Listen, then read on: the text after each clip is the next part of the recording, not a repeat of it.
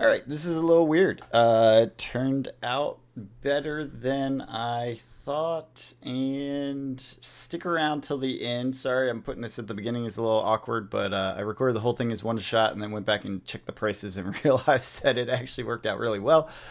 So stick around to the end for the full price summary of what the box was worth. In the meantime, let's kick this one off. Good morning, good evening, good afternoon, wherever you are in the world. This is John with Tommy's Top Picks here to bring you, well, one more magic box opening. The other one did not seem to be too popular, although I did not get feedback or comments. So please let me know what you think of this video, just so I know whether or not to do this. There weren't that many views, so I just don't know if people thought it sucked or the people that did like it, and there's only a few of them. I don't know. So anyways, I'm going to do one more.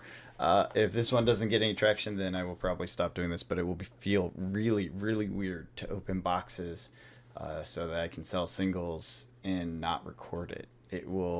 I don't think I've done a single box opening in my house without recording it in like multiple years. I can't think of it. So it feels odd not to record it. Anyways, let's go ahead and jump in and let me know what you think in the comments.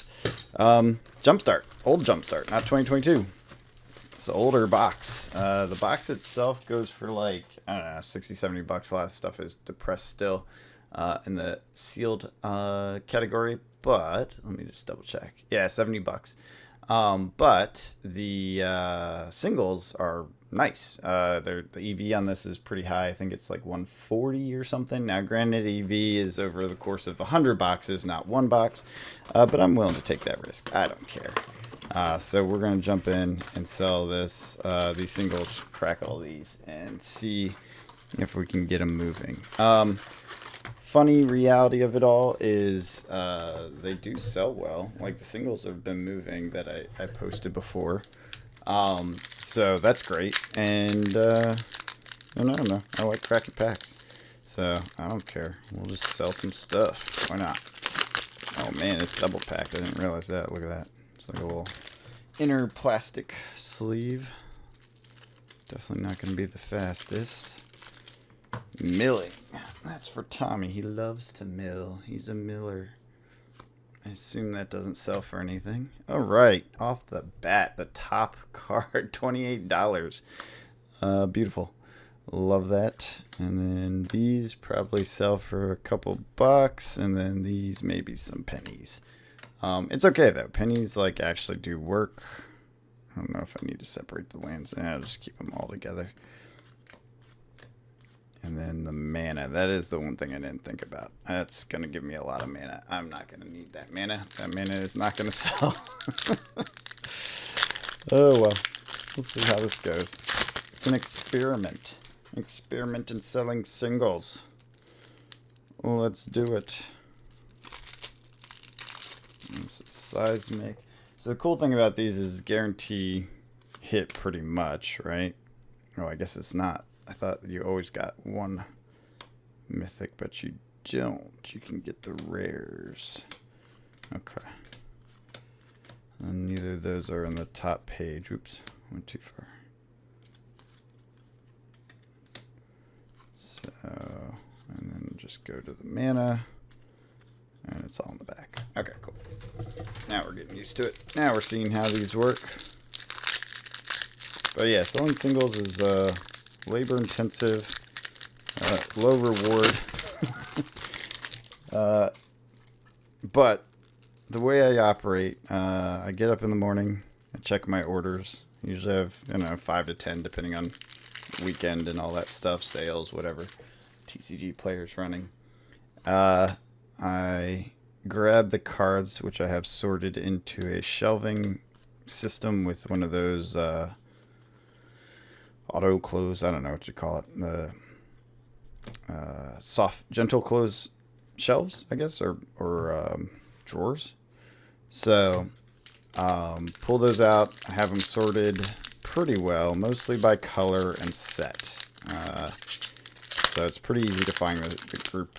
And then for each color and set, it's about a handful of cards, maybe a little bit more. I have some Modern Horizon. I just listed that I opened way back. It was like one of the first things I was opening.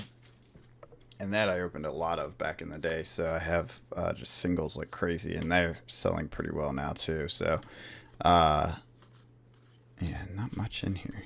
Interesting. That was a terrible pack. Oops. So anyways, I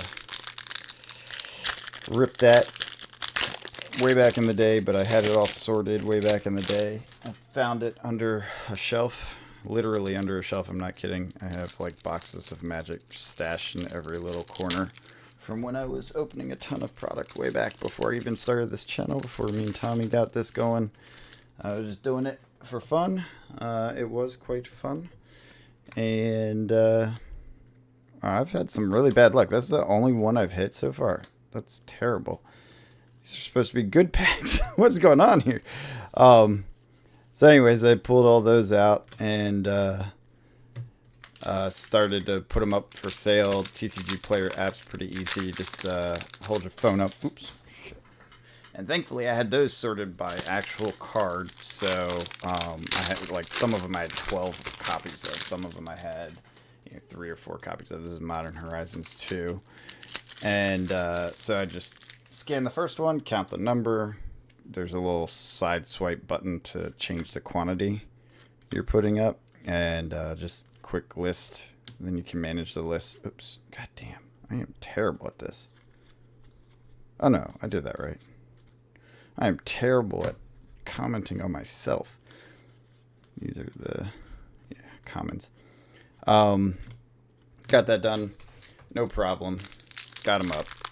So now I think I have like, I don't know, 1,000 plus cards up. Trying to get to 3,000. That's part of the goal here. Because if you get to 3,000 individual listings, then you can become direct. And if you're direct, then you can have them sort for you. You can do different things. And TCG Player becomes a lot, I wouldn't say easier to make money. It's just a lot less labor to make money. You still don't make that much. In fact, the less labor cuts your margins because they do the work for you basically. But you just do, I think you just do pull lists or something and then you send them in. I'm not 100% sure how it works, but I'll let you know if you guys care about this stuff, how it works as I get there. But it's not there yet. It is definitely not there yet. 3,000, good rating, and some months of activity like that. Ooh, okay.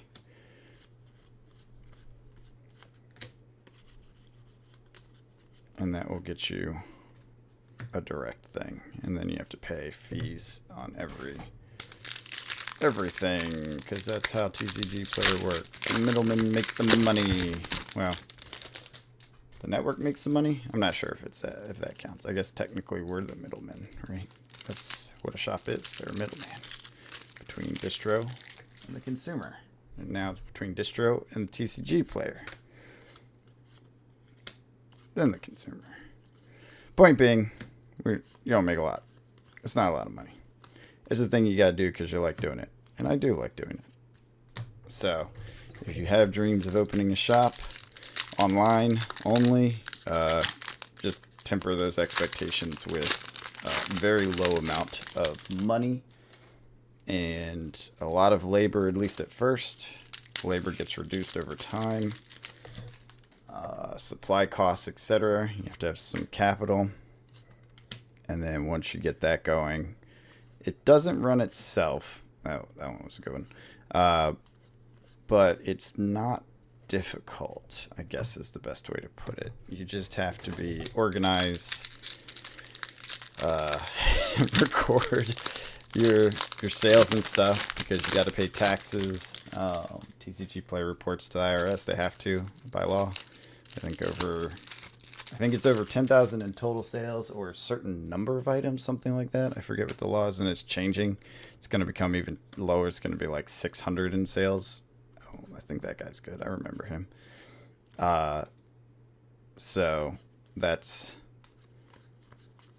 a thing that's coming. So just be aware of that. Yeah. Just be aware of that because when that hits, it will be a different thing.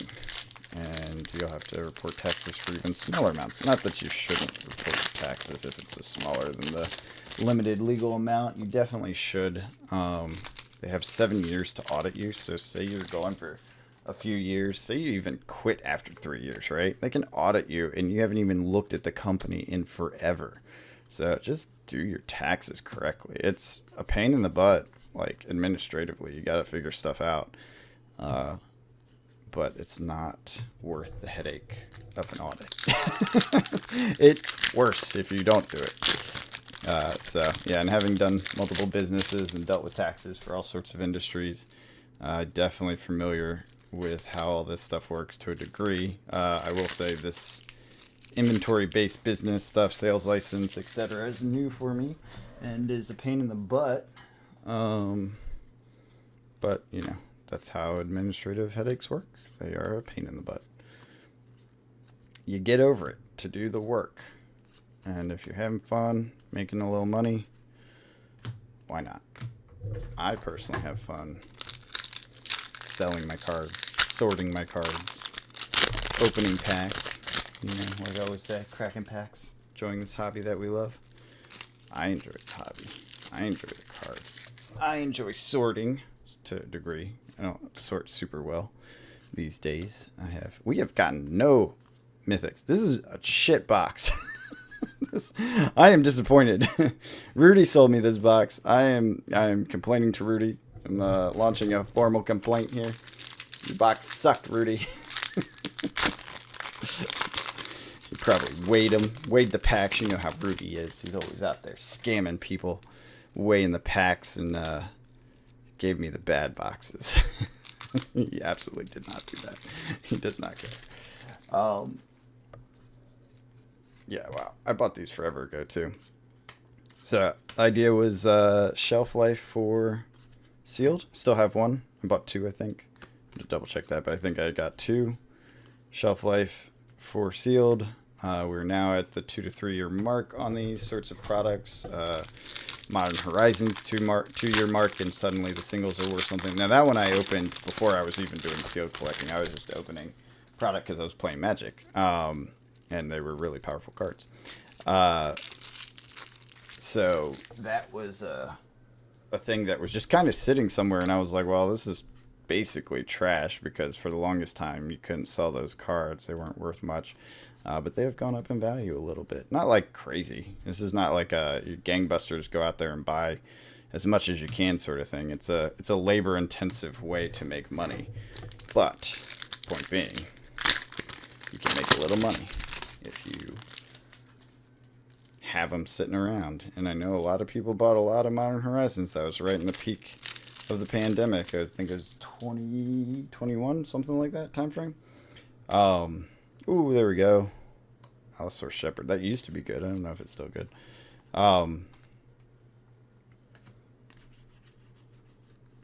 want a Crater Hoof. I know that's in here. That was a good one. Give me a Crater Hoof, and then I'll shut up and say, fine, this was good enough. Yeah, Crater Hoof, Rustic Study. Oh, oh, wait. Shit, did I pull Rustic Study? I think I did.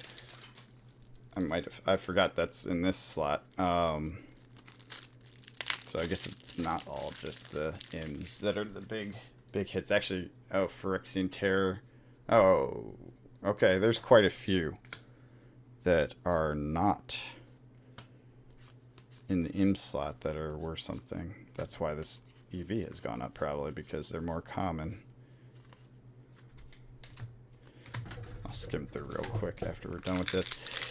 But yeah, so this is the process. This is what you do if you're trying to make a little bit of money doing this stuff. Once you get to volume, 3K, you can start using the automated systems. Well, I guess each step of the way, you can use automated systems. In the beginning, it's mostly manual for listing. Once you get good ratings and some sales for like 90 days, then you can move up and get the automated pricing tool, which allows you to export prices and then import stuff. Good for data analysis. I like it for that.